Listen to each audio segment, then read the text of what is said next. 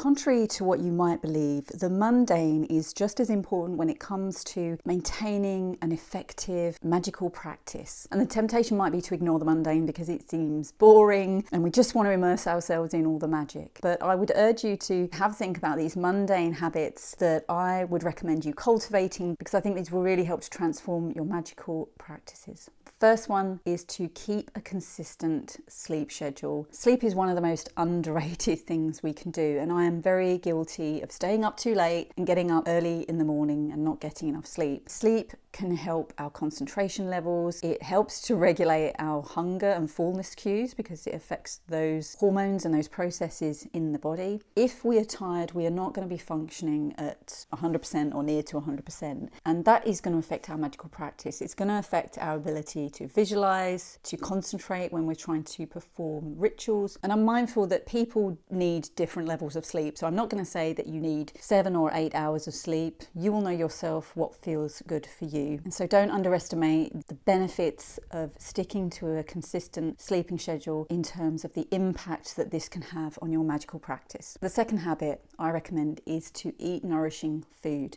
I know myself that when I go through a period of eating things that might not be as nourishing as other things, I don't feel good in myself. I feel bloated in my body, my mind feels sluggish, I just feel different. But when I focus on eating nourishing food, I do feel better. I feel more energized, I feel brighter in mood generally. And it is really hard in this day and age because there are so many foods that are put in front of us that aren't necessarily good for us, but they are highly palatable. But I'd recommend that where you can, have a think about getting more whole foods in your diet. If your body isn't feeling great, if you're not feeling great, this is going to have an impact on your magical practice. I find that it also can impact on my motivation. So in turn, that might affect my motivation to engage in magical practices, in studying and researching about different practices. If you're someone who struggles with having a balanced diet, don't feel that you just have to switch things over all at once. Do things gradually. See what foods you can replace for healthier alternatives. We need to find a balance. It's nice to have that chocolate or that cake, those sweets now and then, to have something that's a bit naughty for us. I think that's a healthy mindset. We need that balance. But when it tips over into the extreme and that's all we're eating, that's not going to be good for us. The next tip I have is to try and cultivate a journaling practice. I've been journaling every day consistently for the last 3 years. Now, I'm not saying that you have to journal every day. There are some days where I might journal about things that happened in the day, and it might be just a list of that. This happened, that happened. But generally, more than not, when I sit down to write things like that, it will start to open up in terms of how I felt about it. I think becoming more aware of our thoughts and feelings about what happens in our day-to-day life, this can help us to reflect more on our magical practice, why we're doing certain magical practices, how they fit in with us. It might help us reflect on the fact that, well, maybe that magical practice isn't for us anymore. Maybe that path we've been pursuing, when we think on it more deeply, it might have felt at one particular time in our lives and now it doesn't feel relevant, and that's okay. We have to give ourselves permission to reflect, to change our beliefs and opinions, and to change the course of our practice. That's how we grow. Journaling is a safe space for us to do that. We don't have to share it with anybody, but it's a safe place for me to get down in black and white how I feel, think through my thought process about why I'm doing certain things, and then allow myself to change course if I want to, or to go into something even deeper if it feels right. The next habit I would recommend to transform your magical practice is to spend time in nature. I find being out in nature magical anyway. Just watching nature doing its thing, it gives me a sense that there is something out there greater than myself. To watch nature just do what it does, it doesn't need to think about the whys and the hows, it just does it. Sometimes I think we could do better to just be.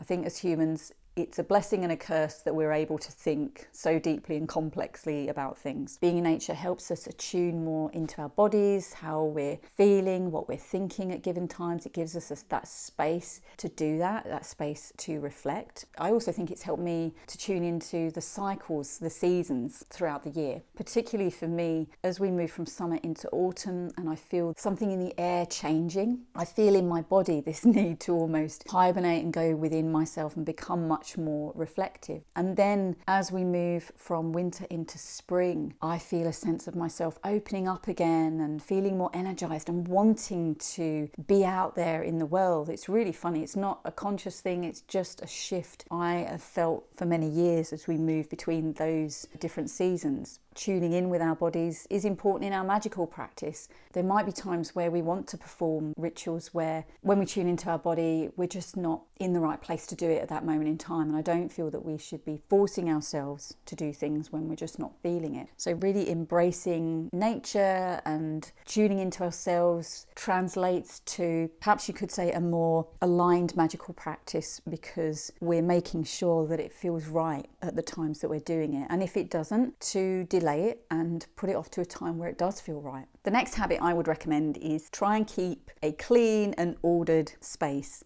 I don't know about you, but when there's a lot of physical clutter in my environment, I find this really affects me psychologically. So I do try and keep my space, not just my magical space and my altar, although I am looking at my altar as I'm recording this and it is looking very cluttered. And I've been thinking for a while I need to pare things down a little bit. But not just my magical space, my home environment, just keeping things relatively clear and tidy so that when I'm in that space, I feel good about it. I don't feel hemmed in. I don't feel surrounded by clutter. I've said in another video, I class myself as a minimalist in terms of not so much the aesthetic really, but more the philosophy of trying to be mindful of what I bring into my home, what I spend my money on, and not bringing in things that I really don't need. So of course, moving from the home environment to the altar, I would recommend that if your altar's looking a bit cluttered and maybe it needs a bit of tidying up, setting some time aside now and then for cleaning, taking everything off and resetting the altar. Not only for it to look better, but on a psychological level,